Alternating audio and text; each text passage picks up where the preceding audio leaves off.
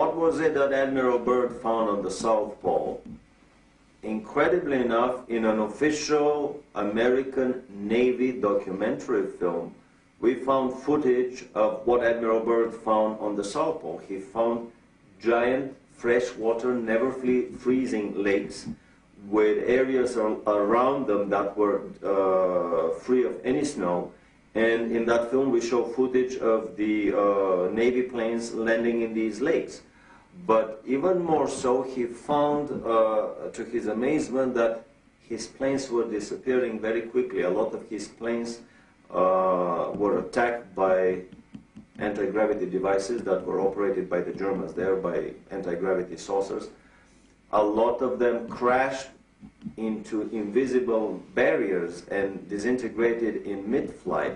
This is an indication that the Germans had already perfected the force field shields, and they were up and operational around the German colony at Neuschwabenland.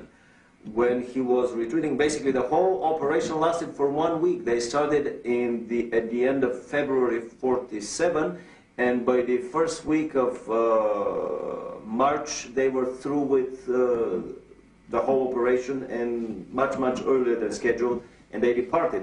And in an interview at Buenos Aires on his way back, Admiral Byrd made the incredible statement that the Third World War would probably be with an adversary coming from the polar regions of our planet, an adversary that has the ability to fly unobstructed from pole to pole. He was referring to the Germans at their South Polar colony at Neuschwabenland that were operating their anti-gravity craft with impunity and could fly circles around the globe, and of course would shoot out of the sky any of the attacking American planes.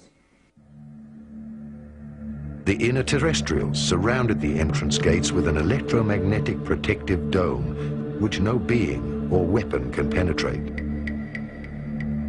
After all this happened, it became the greatest secret of mankind. It started ufology as we know it today. Indeed, there is a second humanity, an inner terrestrial race who had already built cities in the inner earth before the sinking of Atlantis.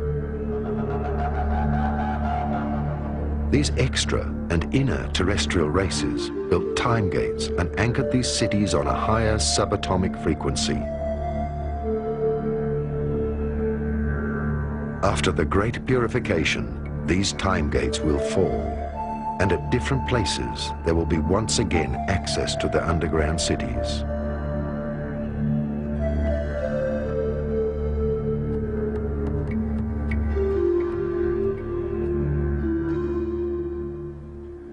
In 1961, the Brazilian Navy was conducting a series of experiments in the Antarctic.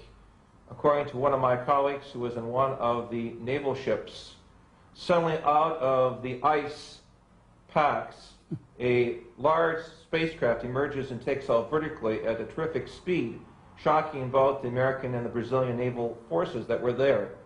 So it is clear that as late as 1961, we have official documentation from the Brazilian Navy that there is some other, emphasize other, underline this 3 or 4 times, life force or intelligence stationed at the South Pole, possibly to observe the scientific developments on the planet, possibly to observe the military operations and the forces of the East and the West in some type of Mexican standoff as the Cold War develops. We have clear documentation from other sources and other South American governments that some technology that is not human-based is there. That is to say, some type of higher evolutionary experience is there, and this is the next chapter of our quest. Why are they here? What do they want from us? And do they, namely the higher or alien intelligence, have as were some type of directing mechanism both for the U.S. as well as for the Soviets as to who goes into space and who conducts, as it were, the next evolutionary round of space development? These are key questions that we must resolve. Also, Gigantic cities of lights will descend out of their orbit to selected areas and will be anchored on the Earth. Right now, people who have reached a certain level of consciousness and are once again connected to the cosmic monad are drawn through their intuition to places chosen by the spiritual hierarchies in order to anchor the cities of light above these areas. These sites are absolutely secure. The Space Brothers and the spiritual hierarchies have created the so-called Islands of Light, where the Earth's frequency was increased so that all human beings and light workers can find each other on that level. Such areas are recognized by the fact that they attract an especially high number of people dealing with higher knowledge.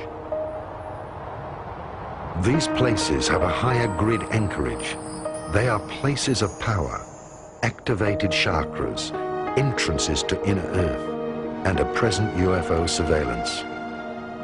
The Space Brothers are going to pay special attention to these areas when the cataclysms begin, because that is where the seed for the new mankind will be found.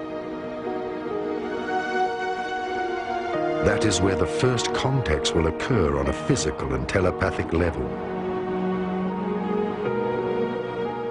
Many small and large centers, shelters of peace, will be established by spiritual people who live together, who work on themselves and teach others. To the new mankind, these sites will be study centers and the new initiation centers for the universal brotherhood. These islands of light are recognized by the fact that they do not belong to a certain denomination or sect, but that they are open to every reality, and that they know that many roads lead home. The highest goal is to increasingly live our lives and love ourselves. This time there will be no arch, because man himself is the arch. Again, as we raise the consciousness and we transform our body from a state of corporeality, which means this type of substance, you see, and as our atoms and as our molecules and as our energies speed up, the DNA system is totally transformed into a higher octave and a higher frequency, so that there is a whole new strain coming in as a result of this. When we're passing through, for instance, the photon belt, there will be no darkness. It's all light. Everything in the body, then, of importance will be etheric in nature as opposed to corporeal or dense or density or whatever, you see. Realities that we accept today will be no more. And so as a result of that, the DNA system and everything which constructs humanness will be changed, because we will now reach for a light body and will be of the light as opposed to darkness and corporeality. So any change that's signified today scientifically or biologically and what have you in the DNA is because of this infusion of new consciousness and new light, which of course is coming in at this point in time. Many of us are, many people already are largely light, although they keep the body of corporeality to do what they have to do here on Earth, you see. Many people are already in the fourth dimension. Some are aware and some are not. But that's where we all have to go. And of course, by 2011, as we pointed out, all of us have the option and the privilege, if we choose to do so, of being in the fifth dimension. A photon belt is an intense field of photon radiation, light radiation, which, both according to several modern astronomers, astrologers, as well as Mayan tradition, emanates from the center of our galaxy, bisects the Pleiades star system and our star system at the same time.